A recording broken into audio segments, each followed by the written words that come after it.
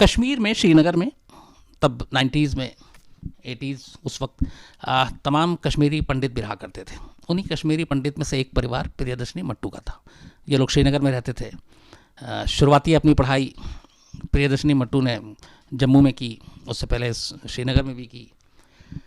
फिर वो LLB की पढ़ाई करने, उसका सपना था वकील बनने का, तो वो दिल्ली में एंट्रेंस देती है और दिल्ली लॉ फैकल्टी में उसका एडमिशन हो जाता है। तो वो पढ़ाई करने के लिए दिल्ली आती है और दिल्ली यूनिवर्सिटी में LLB की पढ़ाई करना शुरू कर देती है। उसी लॉ फैकल्टी में दिल्ली यूनिवर्सिटी के एक सीनियर बैच में एक लड़का और पढ़ता था, उसका नाम था संतोष सिंह। संतोष सिंह प्रियदर्शनी का सीनियर था। प्रियदर्शनी एक खूबसूरत लड़की, कश्मीर से आई हुई, कॉलेज में मुलाकात होती है, तो संतोष सिंह उसका पीछा करना शुरू कर देता है, वो उससे बात करना चाहता है, लेकिन प्रियदर्शनी मट्टू का सारा फोकस अपनी पढ़ाई के ऊपर था और वो उसे इग्नोर करती है, बट वो उसके पीछे पड़ा रहता है। वो उसे कई बार मना भी करती है, डांटती भी है, लेकिन वो मानता नहीं है। अब संतोष सिंह, जैसे हिंदी फिल्मों में हम दिखाते हैं कि बड़े बड़े जो ताकतवर पावरफुल बाप हैं, उनका बिगड़ा हुआ बेटा है, तो ये कैरेक्टर लगभग वैसा ही था संतोष सिंह का। संतोष सिंह के पिता IPS, इंडियन पुलिस सर्विस, और उस वक्त उनका रैंक था IGP, inspector general of police, और JNK में ही पोस्टेड। तो संतोष सिंह को ये लगता था कि बाप पुलिस में इतना बड़ा अफसर, कोई क्या उसका बिगाड़ेगा। तो प्रियदर्शनी मट्टू जो है लगातार उसको मना करती रही, पीछा ना करे, लेकिन उसने पीछा करना शुरू कर दिया। जब बात बहुत आगे बढ़ गई तो वो थोड़ी घबराई। फिर उसने अपने फैमिली से ये बात शेयर की, तो फैमिली के लोगों ने फिर ये कहा कि इसमें पुलिस में कंप्लेंट करो। तो फिर दिल्ली पुलिस में कंप्लेंट दी गई। इतने सारे कंप्लेंट दिए गए कि शुरू में पुलिस ने कुछ किया ही नहीं, क्योंकि जब कंप्लेंट आए और फिर नाम आया Santosh Singh son of JP Singh father का नाम, जो IPS, तो फिर वो मामला वैसे ही छोटे मोटे जो अफसर, उन्होंने कहा कहाँ अपने अफसर से पंगा लें, नज़रअंदाज करते गए। लेकिन ये मामला बढ़ता गया, तो उसके बाद फिर उन्होंने जब पुलिस में कंप्लेंट की, तो आखिर में पुलिस ने एक सिक्योरिटी गार्ड दे दिया प्रियदर्शनी मट्टू को कि घर से कॉलेज आना, कॉलेज से घर जाना, और वो दे दिया गया। उसके बाद संतोष सिंह को फिर प्रेशर पड़ा तो बुलाया भी पुलिस ने, और संतोष सिंह ने कहा कि अच्छा ठीक है, मैं सुधर जाऊंगा, मैं नहीं पीछा करूंगा। ये तमाम चीज़ें होती रहीं, लेकिन हुआ कुछ नहीं, और वो लगातार पीछा करता रहा। इस दौरान 1996 आ जाता है। पीछा अब भी कर रहा था। प्रियदर्शनी मट्टू साउथ दिल्ली के वसंत विहार में अपने अंकल के घर रहा करती थी, चूँकि फैमिली सब जम्मू कश्मीर में था, तो अपने अंकल के घर साथ रहा करती थी दिल्ली के वसंत विहार इलाके में, एक फ्लैट में। और तब तक संतोष सिंह के जो पिता हैं JP सिंह, जो कि IPS IGP जम्मू कश्मीर थे, उनका ट्रांसफ़र दिल्ली हो जाता है, जो कि UT कैडर के, और वो दिल्ली में सीधे जॉइंट कमिश्नर ऑफ पुलिस के रैंक पे तैनात होते हैं। हायरार्की के हिसाब से पुलिस कमिश्नर के बाद सीनियरिटी में ये नंबर 2 रैंक था। तब आप इससे अंदाज़ा लगा सकते हैं कि दिल्ली पुलिस में उनका रुतबा क्या होगा। ये बताना इसलिए ज़रूरी है क्योंकि कहानी में अभी इसका आगे इससे कड़ियाँ जुड़ेंगी। तो संतोष सिंह जो लगातार प्रियदर्शनी मट्टू को पीछा करता है, उसको तंग करता है, उससे बातें करने की कोशिश करता है। प्रियदर्शनी मट्टू उससे लगातार बचती है, हार कर फिर वो पुलिस में कंप्लेंट करती है, उसको एक सिक्योरिटी गार्ड मिलता है, और संतोष सिंह को का पुलिस कुछ नहीं करती, क्योंकि वो एक सीनियर पुलिस अफसर का बेटा था। तो इससे उसका हौसला बढ़ता जाता है। 23 जनवरी 1996, चूँकि संतोष सिंह लगातार पीछा करता था, उसे ये पता था कि प्रियदर्शनी मट्टू रहती कहाँ है, उसे उस वसंत विहार के फ्लैट का एड्रेस भी मालूम था। तो 23 जनवरी की सुबह ये प्रियदर्शनी मट्टू के घर पहुंचता है अपनी बाइक से। नीचे बाइक खड़ी करता है, हाथ में हेलमेट लेता है, हेलमेट लेकर ये फ्लैट का बेल बजाता है। घर का एक नौकर था वीरेंद्र प्रसाद, प्रियदर्शनी मट्टू का।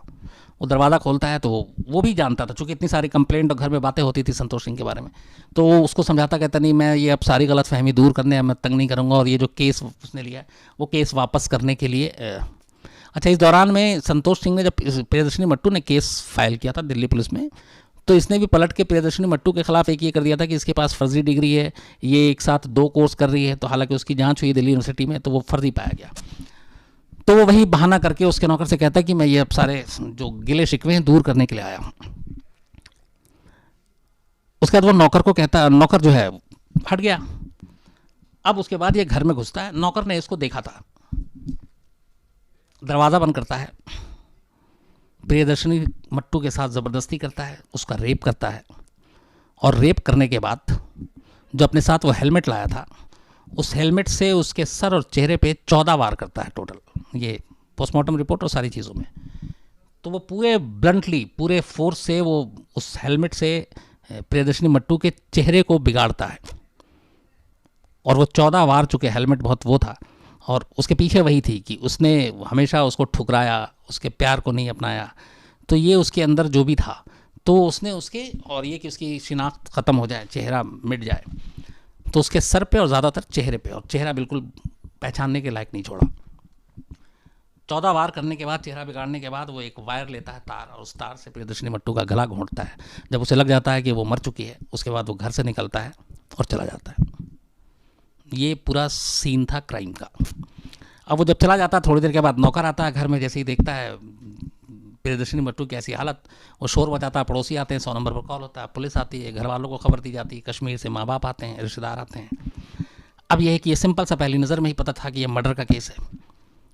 तो अब पुलिस के पास कि किसने किया, तो पूरी फैमिली को एक चीज़ था, जो चेन ऑफ पूरा इवेंट था, जो शिकायतें थी पुलिस स्टेशन में, तो पहला शक ही सीधे संतोष सिंह पे जाता है। अब तो कि मर्डर था, और वो भी एक दिल्ली यूनिवर्सिटी की स्टूडेंट का, तो पुलिस के हाथ पैर फूलते हैं। उसके बाद किसी तरह से तलाश होती है, चूँकि माँ बाप ने शक जताया, तो संतोष सिंह के फादर भी चूँकि IPS हैं, तो यहाँ ये भी नहीं कर सकते कि वो अपने बेटे को ज़्यादा दिन भगा सकें, छुपा सकें। तो संतोष सिंह को पुलिस गिरफ्तार करती है, पूछताछ होती है, वो क्राइम से साफ मना करता है। अब पुलिस अपना इन्वेस्टिगेशन करती है, उसके बाद वो जाँच-वाँच सारी चीज़ें करती है। लेकिन यहीं से कहानी जो आती है, एक पुलिस अफसर का बेटा चूँकि एक क्राइम में इन्वॉल्व था, वो पुलिस अफसर बहुत बड़ा सीनियर, दिल्ली पुलिस में लगभग हायरार्की में नंबर 2, तो नीचे की पुलिस अपना काम ईमानदारी से नहीं करती है। जो तफ्तीश करनी चाहिए थी वो नहीं करती है, जो एविडेंस कलेक्ट करना चाहिए था वो ढंग से नहीं करती है, और इसका अंजाम ये होता है कि 1999 में ट्रायल कोर्ट में फैसला आता है। और तब तक ये 96 में मर्डर हुआ, और 3 साल के बाद 23 जनवरी को 1996 को प्रियदर्शनी मट्टू का मर्डर हुआ था। 3 साल के अंदर लोअर कोर्ट अपना फैसला देती है, और हैरत अंगेज तौर पर कोर्ट दिल्ली पुलिस को कोर्ट करते हुए कि इन लोगों ने अपना जांच सही से नहीं किया, और जो जज हैं वो ये कहते हैं बाकायदा कि हमें मालूम है कि संतोष सिंह ही कातिल है, लेकिन ऐसे कोई भी सबूत नहीं है, और इसीलिए बेनिफिट ऑफ डाउट देते हुए, मतलब शक की बिना पर हम इसे बरी कर रहे हैं। और लोअर कोर्ट सीधे सीधे संतोष सिंह को बरी कर देती है, जबकि सारे सर्कमस्टेंशियल एविडेंस उसके खिलाफ, सारे साइंटिफिक एविडेंस उसके खिलाफ, लेकिन कोई फायदा नहीं। अच्छा, इस दौरान क्या होता है कि चूंकि ये मैं थोड़ा सा आपको आगे गए थोड़ा सा बताता हूँ कि जब ये केस मुकदमा शुरू होता है, तो अब जॉइंट कमिश्नर ऑफ पुलिस थे संतोष सिंह के पिता दिल्ली पुलिस में, JP सिंह। तो अब ये सवाल उठता है कि उनके रहते हुए क्या ये ट्रायल फेयर होगा, क्या पुलिस अपना काम ईमानदारी से करेगी। तो जब दबाव बनता है तो फिर दिल्ली सरकार इस केस को CBI को रेफर कर देती है। तो 1996 में ये मर्डर होता है, और जनवरी में, और कुछ महीने के बाद ये केस CBI को दे दिया जाता है। CBI बाकायदा DNA विने सारा सैंपल जो है वो जो था दिल्ली पुलिस ने दिया था, सौंपा था, वो सारी चीज़ें कलेक्ट करती है, और CBI फिर ये केस लड़ती है। तो CBI ने DNA का बाकायदा सैंपल जो ये साबित कर रहा था कि 23 जनवरी 1996 को वसंत विहार के जिस फ्लैट में ये रेप और मर्डर हुआ था, वहाँ पे प्रियदर्शनी मट्टू के ब्लड सैंपल, वो जो हेलमेट जिससे मारा था उस हेलमेट को रिकवर किया था वो, और संतोष सिंह के DNA, ये सब मैच करा दिया। तो इस मैच करने से ये हुआ कि ये चीज़ें पुख्ता हो गई कि हाँ, उस वक्त उस तारीख को संतोष सिंह की मौजूदगी थी उस फ्लैट में प्रियदर्शनी मट्टू के साथ। लेकिन अदालत ने, निचली अदालत ने इस सबूतों को नहीं माना। अदालत ने ये दलील दी कि आपने जिस तरीके से DNA कराया वो कानून के दायरे में नहीं कराया था। DNA सही था, DNA की रिपोर्ट सही थी, लेकिन अदालत को एतराज़ इस बात पे था कि DNA कराने के लिए जो एक प्रोसीजर होता है, जो एक प्रक्रिया होती है, उस प्रक्रिया का पालन नहीं किया गया था, इसलिए हम इस DNA रिपोर्ट को नहीं मानेंगे, और सिर्फ सर्कमस्टेंशियल एविडेंस के बिना पे हम फैसला भी नहीं सुनाएंगे। तो हमें मालूम है कि संतोष सिंह कातिल है, लेकिन हमारे पास पुख्ता सबूत नहीं है, इसलिए बेनिफिट ऑफ डाउट देते हुए हम उसको बरी कर रहे हैं। 1999 में फैसला आता, हंगामा मच जाता है, मीडिया ट्रायल यहीं से शुरू होता है, लोगों में गुस्सा आता है, लेकिन ये थोड़े दिन में शांत हो जाता है। अब इसके बाद CBI को भी अपनी नाक बचानी थी, तो सीबीआई इस लोअर कोर्ट के फैसले को हाई कोर्ट में चैलेंज करती है। अब हाई कोर्ट में ये फैसले को चैलेंज करती है 2000 में, 29 फरवरी 2000, मतलब ये 1999 के एंड में फैसला आया था नवंबर दिसंबर में, और 2000 में वो फरवरी में, शायद नवंबर में फैसला आया था 1999, और फरवरी 2000 में सीबीआई हाई कोर्ट में इस फैसले के खिलाफ कि इसे बरी कर दिया गया चैलेंज करती है। अब हाई कोर्ट में चैलेंज कर दिया, हाई कोर्ट में मामला पड़ा हुआ है। 2000 गया, 2001 गया, 2002 गया, 2003 गया, 2004 गया, 2005 गया, 2006 गया, 6 तक, मतलब इस चैलेंज को कोर्ट में दिए हुए 6 साल बीत जाते हैं, और इन 6 सालों में गवाह, एविडेंस, किसी की हेयरिंग तक शुरू नहीं होती है। और संतोष सिंह आज़ाद है। क्यों? क्योंकि लोअर कोर्ट ने उसको बरी कर रखा है। हाई कोर्ट में अपील है, हाई कोर्ट में अभी सुनवाई भी नहीं चल रही है, 6 साल बीत गए हैं, तो किस बिना पे आप उसको जेल में रखेंगे। लेकिन इसी बीच एक चीज़ होती है, दिल्ली में अचानक जेसिका लाल मर्डर केस को लेके हंगामा शुरू होता है 2001-2 में, और उसके लिए भी फिर कैंडल मार्च, वो वैसे ही जैसे प्रियदर्शनों के लिए था उस वक्त शुरू होता है। तो अचानक जेसिका लाल का जब मर्डर होता है तो एक ऑक्सीजन मिलता है प्रियदर्शनी मट्टू केस को। तमाम लोग जो भूल गए थे इस केस को, वो फिर से उसको याद करते हैं, और अचानक अब जेसिका के नाम पे, जेसिका लाल के बहाने अब प्रियदर्शनी मट्टू को इंसाफ दिलाने की मुहिम शुरू हो जाती है, और ये बहुत बड़ा काम होता है। और यही वो उस वक्त प्रदर्शन और वो सारी चीज़ें शुरू हुई थी प्रियदर्शनी मट्टू को लेकर, कैंडल मार्च, जिसका मैं हिस्सा रहा, जिसमें मैं खुद शामिल हुआ एज ए आम नागरिक। तो अब जब ये चीज़ें शुरू हुई तो फिर प्रेशर आया कोर्ट के ऊपर, जुडिशल सिस्टम के ऊपर, और मीडिया ने लगातार इसको मीडिया ट्रायल करना शुरू कर दिया। तो जब इतना प्रेशर आया तो आखिर में 2006 में हाई कोर्ट ने इस केस की सुनवाई न सिर्फ शुरू की, बल्कि कहा कि इसको हम डे टू डे हियरिंग के बेस पे इस केस का निपटारा करेंगे। और सिर्फ 47 दिन में उसके बाद, मतलब 2000 से ये केस हाई कोर्ट में पेंडिंग रहा, हियरिंग तक शुरू नहीं हुई, और वो जो है बाहर रहा। उसके बाद हाई कोर्ट 2006 में इसकी सुनवाई शुरू करती है, और इसके बाद डे टू डे हियरिंग होता है, और 42 दिन के अंदर, जब हियरिंग शुरू होती है उसके ठीक 42वें दिन हाई कोर्ट अपना फैसला सुनाती है। लोअर कोर्ट ने संतोष सिंह को बरी कर दिया। हाई कोर्ट न सिर्फ उस फैसले को पलट देती है, बल्कि कहती है कि ये रेयरेस्ट ऑफ रेयर केस की कैटेगरी में आता है, इसीलिए संतोष सिंह को फांसी की सज़ा दी जाती है। मतलब जिससे लोअर कोर्ट ने सीधे बरी कर दिया बेनिफिट ऑफ डाउट देते हुए, हाई कोर्ट ने उसे सीधे फांसी की सज़ा सुनाई। संतोष सिंह को अरेस्ट किया जाता है, उसको जेल भेजा जाता है। अब कोर्ट ने अपने इस फैसले को सुनाने के पीछे जो चीज़ें, जो लोअर कोर्ट ने जिसको मानने से इनकार कर दिया, उन्हीं चीज़ों को माना। हाई कोर्ट ने डीएनए रिपोर्ट मानी, हाई कोर्ट ने सर्कमस्टेंशियल एविडेंस माना, हाई कोर्ट ने उस नौकर के बयान को माना कि हाँ 23 जनवरी 1996 को उसने वसंत विहार के उस फ्लैट में संतोष सिंह को देखा था, जिसकी गवाही को यहाँ लोअर कोर्ट में तोड़ मरोड़ के पेश कर दिया गया था। तो वो सारी चीज़ें जो लोअर कोर्ट ने नहीं मानी थी, हाई कोर्ट ने माना, और हाई कोर्ट ने इसके बाद सीधे संतोष सिंह को फांसी की सज़ा सुनाई। अब जैसी फांसी की सज़ा सुनाई तो जाहिर सी बात है अब दूसरे खेमे में हलचल हंगामा। अब लेकिन इधर दूसरा पहलू देखिए कि 1999 में हाई कोर्ट बरी कर देती है संतोष सिंह को।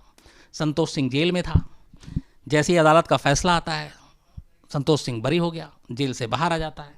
जेल से बाहर आने के बाद वो बाकायदा शादी करता है, धूमधाम से उसकी शादी होती है। शादी करने के बाद वो उसी दिल्ली में वकालत की प्रैक्टिस शुरू कर देता है दिल्ली की अदालत में। चूंकि वो लॉ फैकल्टी में पढ़ रहा था दिल्ली यूनिवर्सिटी के, उसको वकील ही बनना था, तो लिहाजा वो लोअर, मतलब प्रियदर्शनी मट्टू के जिसके ऊपर कातिल का तोहमत लगा हुआ है, जो ऑलरेडी जेल में है, जिसके खिलाफ सारे सबूत हैं, जिसको निचली अदालत बरी कर देती है, उसके बाद वो जेल से बाहर आता है, शादी करता है किसी और लड़की से, और घर बसाता है, और फिर दिल्ली की अदालत में प्रैक्टिस शुरू करता है। बाकायदा कोर्ट की तारीखों पे जाता है और अपने लेवल पे दूसरों के अब केस लड़ रहा है एक कातिल। और ये सिलसिला 2006 तक चलता रहता है। बाकायदा वो एकदम आज़ाद शादीशुदा ज़िंदगी गुजार रहा है और वकील बन चुका है, और वकील बन के लोगों के केस लड़ रहा है। इसके बाद हाई कोर्ट का फैसला आता है 31 अगस्त 2006 को, जिसमें हाई कोर्ट उसे सीधे फांसी की सज़ा सुनाती है। संतोष सिंह को पकड़ा जाता है, उसी वक्त जेल भेजा जाता है, और फिर वो जेल पहुंच जाता है। जेल जाने के बाद अब चूंकि वो भी वकील है, फौरन इस फैसले को हाई कोर्ट को वो चैलेंज करता है सुप्रीम कोर्ट में, और वो सारे वही दलील देता है, डीएनए टेस्ट, सर्कमस्टेंशियल एविडेंस। अब इसके बाद सुप्रीम कोर्ट में ये मामला जाता है। सुप्रीम कोर्ट में जाने के बाद ये मामला, वहाँ पे सुनवाई होती है, सारी चीज़ें रखी जाती हैं। 2010 में, शायद मैं कहीं पे मैंने तारीख लिखी थी,